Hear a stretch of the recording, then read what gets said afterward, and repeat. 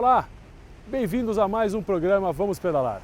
Bom, vocês já sabem, aqui você encontra tudo sobre o mundo das duas rodas, reportagens, dicas de manutenção, viagens e muito mais. Vem comigo, vamos pedalar!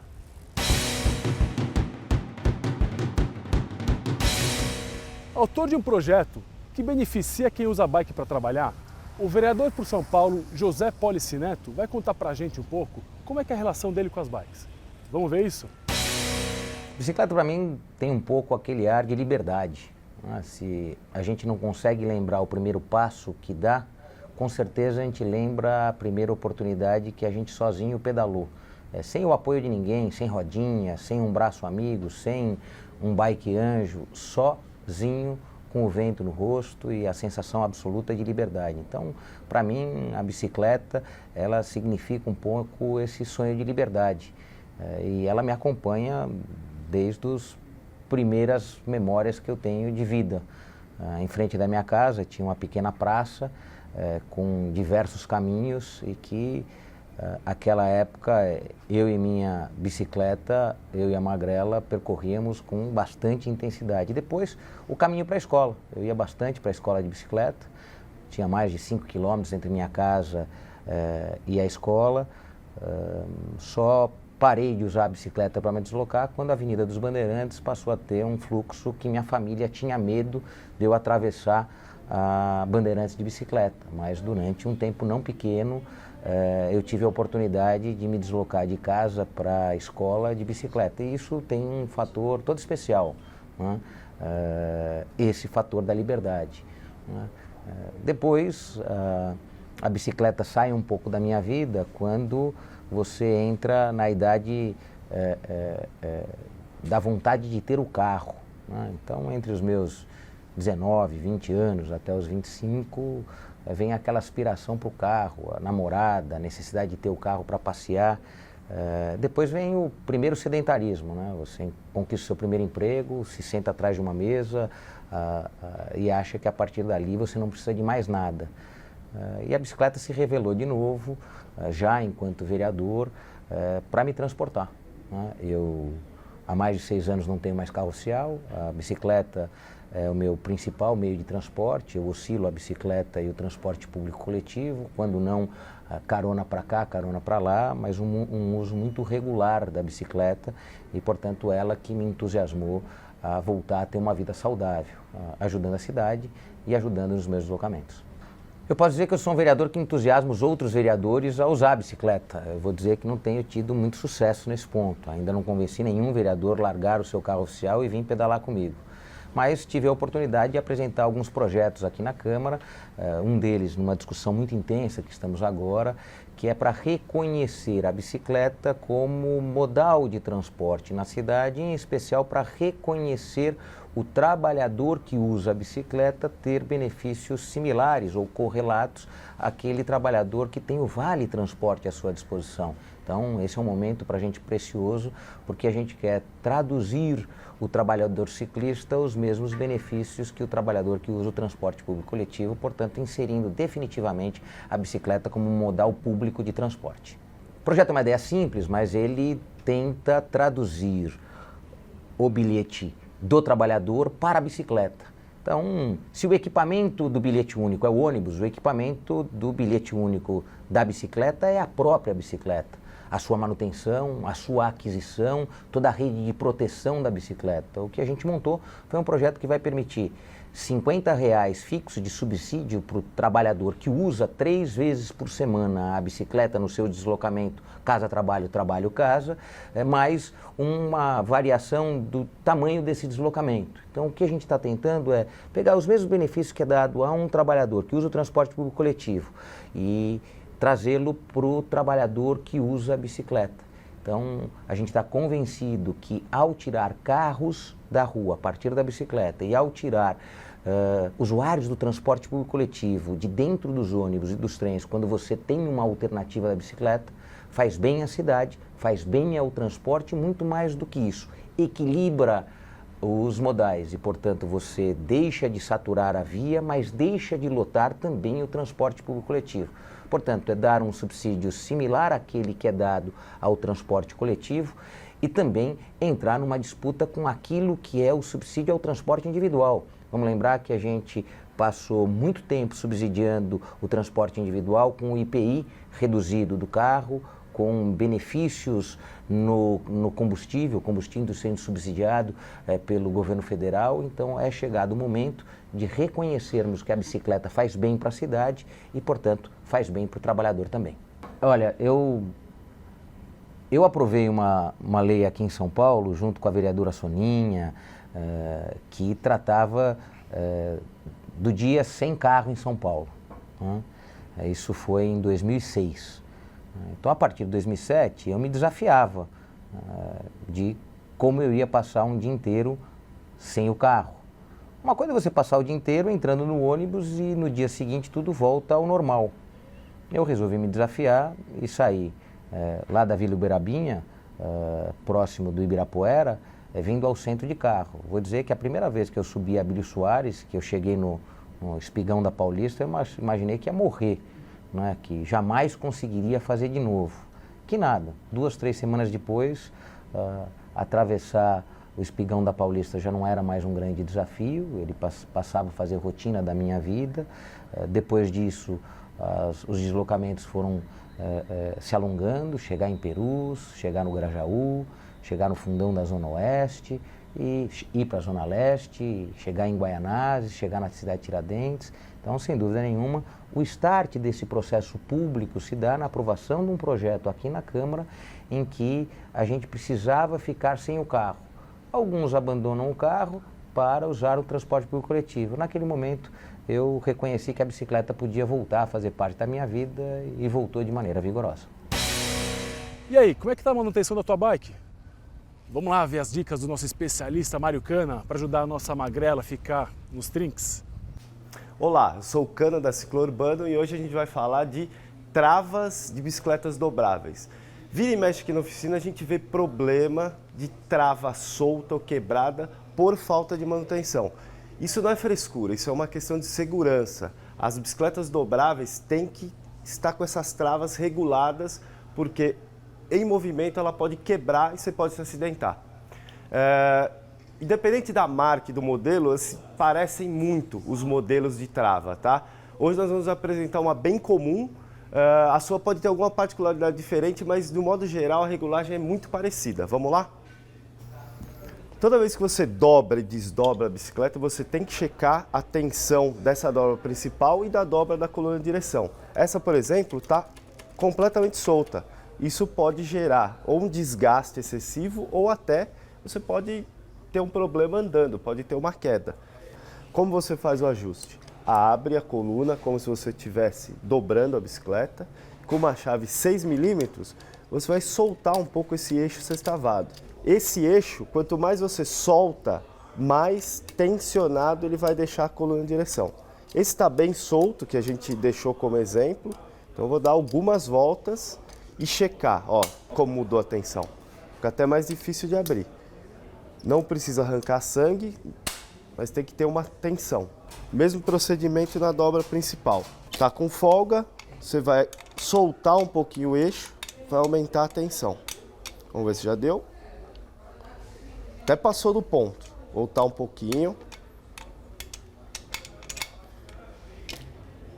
Você tem que exercer uma pressão, mas sem ser excessiva, senão você acaba forçando o conjunto. Acabou. Se por acaso ficar difícil você dobrar e desdobrar, pode ser a dobradiça que esteja emperrada. Você aplica um pouco de desengripante comum, movimenta algumas vezes, vai melhorar, tanto de ruído quanto facilidade de abrir e fechar. Ficou com alguma dúvida? Mande um e-mail no cana@ciclourbano.com.br que a gente troca ideia e resolve o seu problema. Após o intervalo, nós vamos conhecer o trabalho do Clube de Cicloturismo do Brasil. Fica com a gente já volta.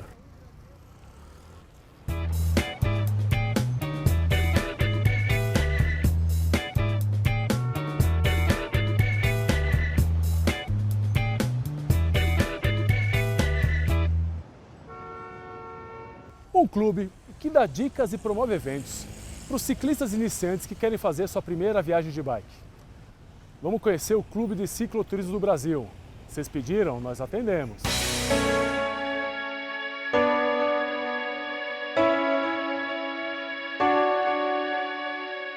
O Clube de Cicloturismo do Brasil é uma associação sem fins lucrativos, né? É uma ONG que foi criada há 15 anos atrás para difundir o cicloturismo no Brasil.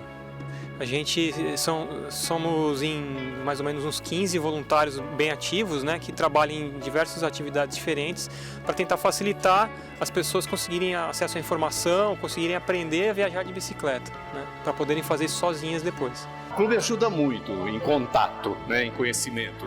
Eu comecei com frequentar o clube e daí comecei a aprender. Então ele me deu todo o conhecimento que eu tenho em termos de bicicleta, mecânica, etc. e o contato com essa gente maravilhosa. Por exemplo, né, a gente tem dentro do nosso site, a gente tem bastante conteúdo com relação a roteiros onde você pode pedalar. A gente tem um manual do cicloturista de primeira viagem, né, que é bem bacana. A pessoa pode tirar várias dúvidas assim, iniciais que ela tem e romper essa barreira, né? Porque na verdade viajar de bicicleta, para quem já pedala, é uma coisa muito simples, né? Porque basta você pedalar um dia, dormir num local e no dia seguinte você vai pedalar de novo, né? Só que existe uma certa barreira, um certo medo de fazer isso, né? Que é justamente o que a gente tenta quebrar. Então a gente tem toda essa informação no site e a gente também organiza alguns eventos onde a pessoa pode experimentar esse gostinho, né, de viajar, né?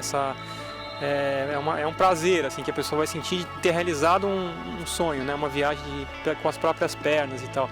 E para ela não fazer isso sozinha, né, a gente tem esses eventos, tem o Velotour, que é um evento gratuito, onde a pessoa vai, viaja junto com a gente, carregando a própria bagagem, né, levando tudo que ela precisa.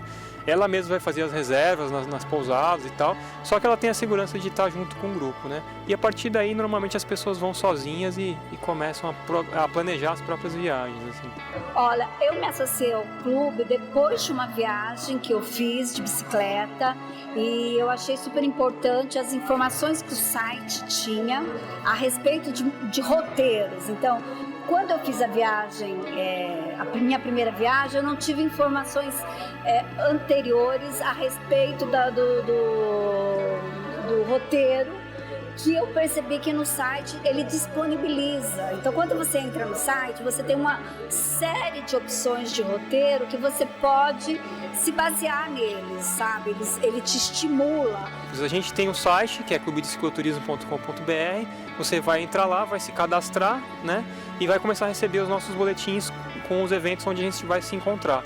E também temos grupos de discussão dentro do Facebook, que é o Cicloturismo Brasil, e o grupo de discussão dentro do Yahoo, que daí já é um grupo mais aprofundado, vamos dizer assim, né? Que é um grupo onde as pessoas têm dúvidas técnicas, perguntas, e sempre tem gente do Brasil inteiro para esclarecer as dúvidas, né? Que tal usar a força do pedal em favor da sustentabilidade? Vamos conhecer uma iniciativa que visa mostrar para a gente a importância da eficiência energética no mundo das bikes.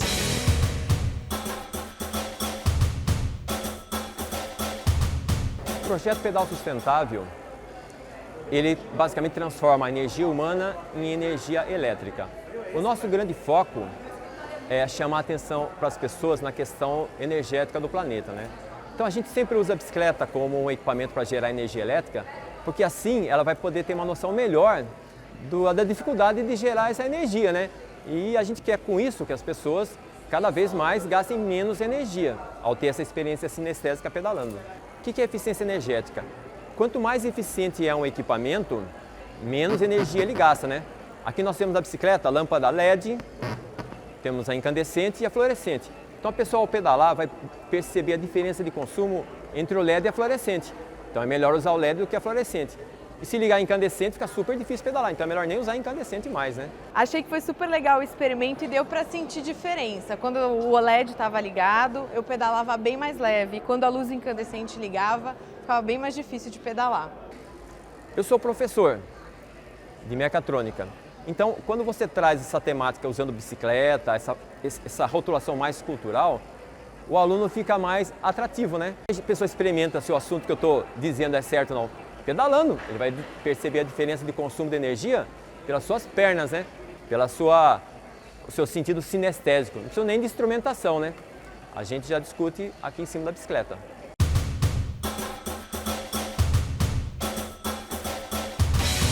Após o intervalo, nós vamos ver mais uma parte do programa que conta a história e a aventura de Arthur Simões.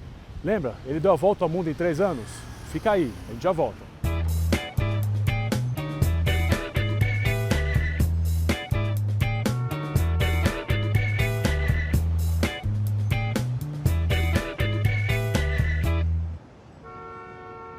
Saindo do Paquistão em direção ao Irã, depois ele deu um pulinho na África.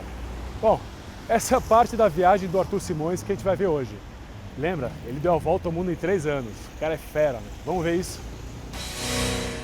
Bem, eu sou Arthur Simões e agora a continuação da volta ao mundo de bicicleta. Terceira parte, né? E quando eu saí do Paquistão, cheguei no Irã, o Irã era uma incógnita, eu não sabia o que eu ia encontrar ali.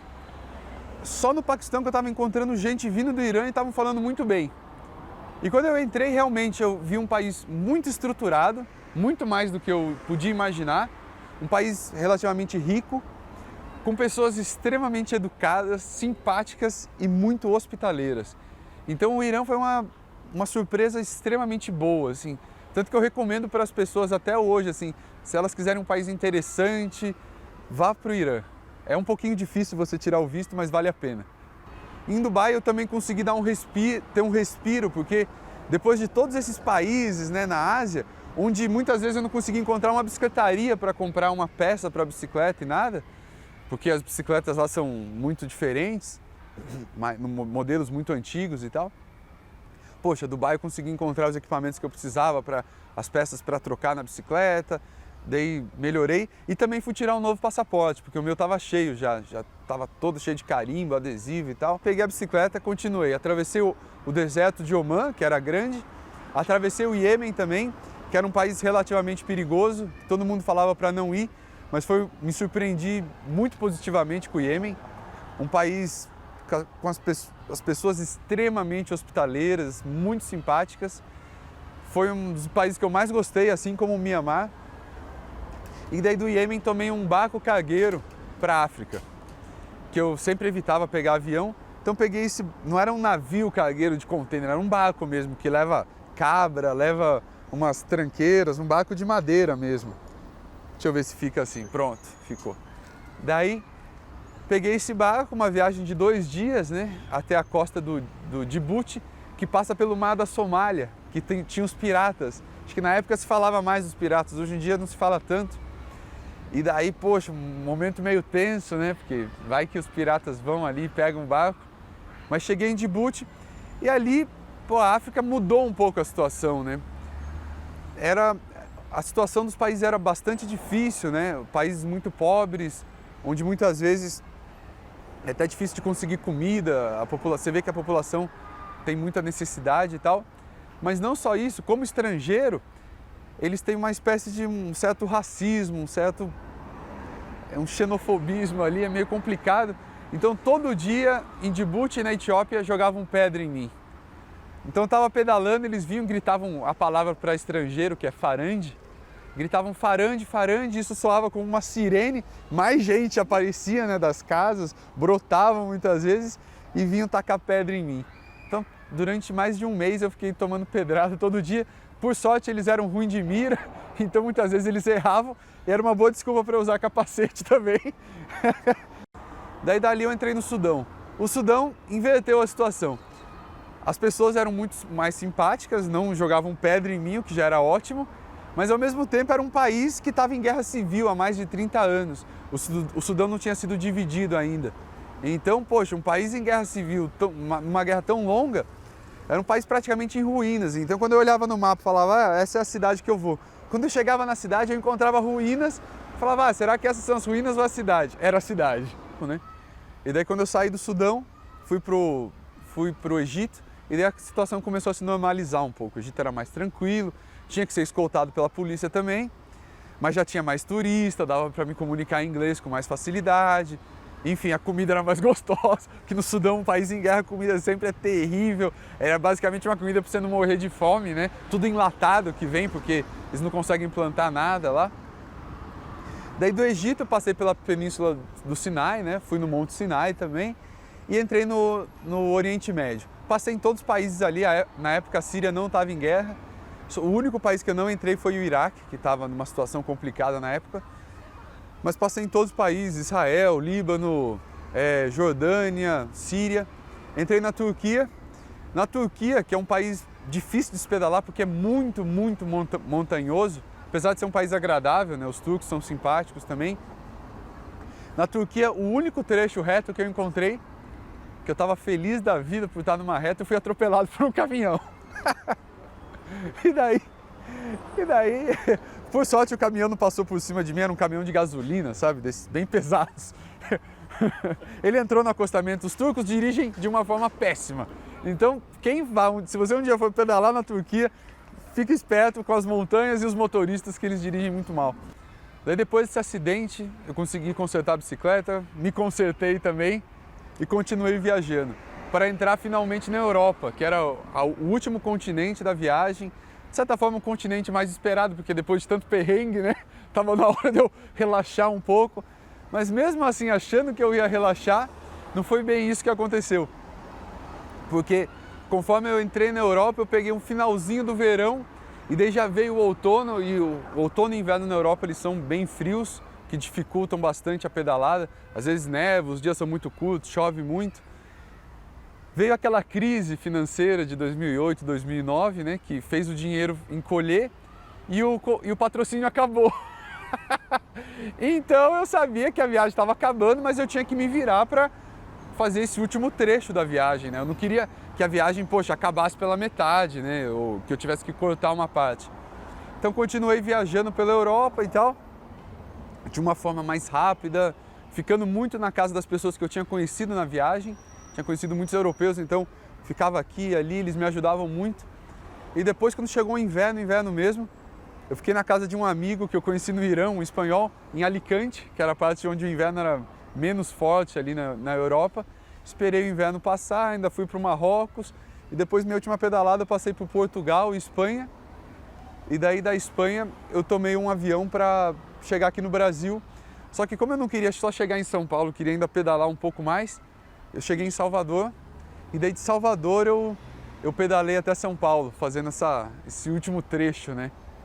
E daí já sentindo que a viagem ia acabar. O final da viagem é uma parte difícil também, porque você se acostuma a viver na estrada, cada hora no lugar. Então quando você chega no lugar e você tem que falar, poxa, eu vou ficar aqui, né? No caso São Paulo, vou ficar aqui, vou morar um tempo. E eu saí como advogado, sabia que não dava mais para ser advogado de novo, colocar uma gravata. Então foi um período de readaptação relativamente longo também, de até me reencontrar em casa, né? Pessoal, o programa Vamos Pedalar fica por aqui hoje. Mas semana que vem tem mais. Dicas de manutenção, viagens, reportagens e muito mais. Enquanto isso, vamos pedalar?